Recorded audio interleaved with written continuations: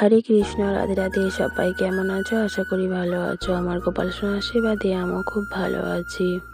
আজকে তোমাদের সামনে আবার একটা ভিডিও নিয়ে চলে আসলাম। তার আগে বলি, ভিডিওটা কেউ স্কিপ করো না, ফুল ওয়াচ করে ভিডিওটা দেখো।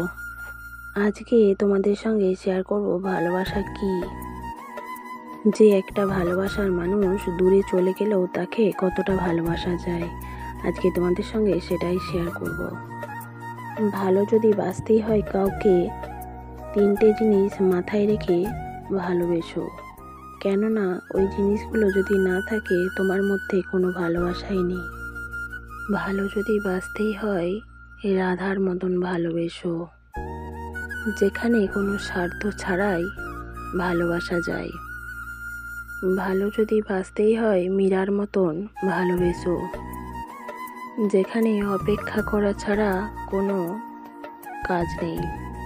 আর ভালো যদি বাঁচতেই হয় প্রহ্লাদের মতন বিশ্বাস রেখো।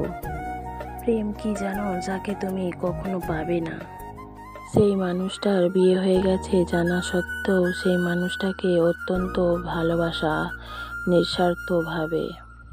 এটা জানার পরেও তাকে ভালোবাসা যায় যে তাকে কোনোদিনও আমি পাবো না। এটাই হচ্ছে প্রকৃত প্রেম, যেই ভালোবাসার মধ্যে কোনো স্বার্থ থাকে না, যেই ভালোবাসায় নিঃস্বার্থভাবে তাকে ভালোবাসা যায়। যদি কখনো কাউকে মন থেকে ভালোবেসে থাকো, সেটাই হলো প্রকৃত ভালোবাসা।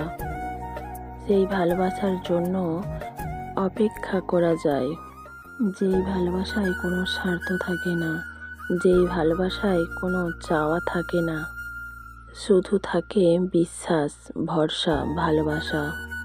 ভালোবাসার অর্থ হলো কাউকে পাওয়া, সেটা নয়। ভালোবাসার অর্থ এটাই হলো যে তাকে হারিয়েও তাকে নিজের কাছে রাখা। প্রেমকে আনন্দের সঙ্গে ত্যাগ করো। ভালোবাসা সেটা নয় যেটাকে ছিনিয়ে নেওয়া যায়। প্রকৃত ভালোবাসা সেটাই যেই ভালোবাসাতে ত্যাগ আছে। নিজের ভালোবাসা অন্যের ওপর চাপিয়ে দিয়ে তার সঙ্গে জোর করো না, সেটাকে ভালোবাসা বলে না। ভালোবাসার মধ্যে প্রেম, বিশ্বাস, অপেক্ষা, এই তিনটে জিনিস থাকলেই তবেই তুমি তাকে মন থেকে ভালোবাসতে পারবে। তবেই সেই মানুষটা তোমার উপযুক্ত। তো বন্ধুরা, আমার ভিডিওটা যদি ভালো লেগে থাকে অবশ্যই যাওয়ার আগে রাধে রাধে বলো।